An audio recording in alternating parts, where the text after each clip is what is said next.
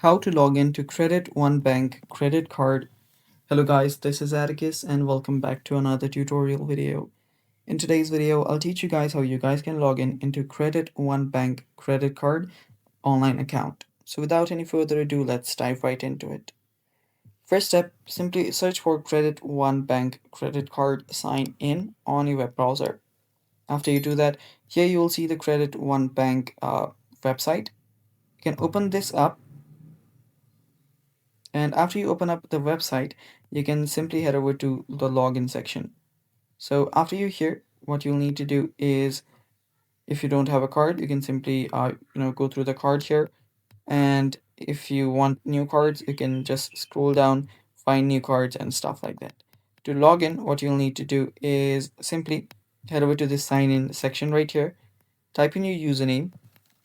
After you type in your username, type in the password for your account. And if you want to make your signing in process much easier, tap on remember my browser so I can log in faster option, and then tap on this secure sign in. After you tap on secure sign in, you'll be logged in into your account and you're good to go. And that's how easy it is, guys, and that's all for today's video. Thanks for watching. Stay tuned for more upcoming tutorial videos, and bye bye.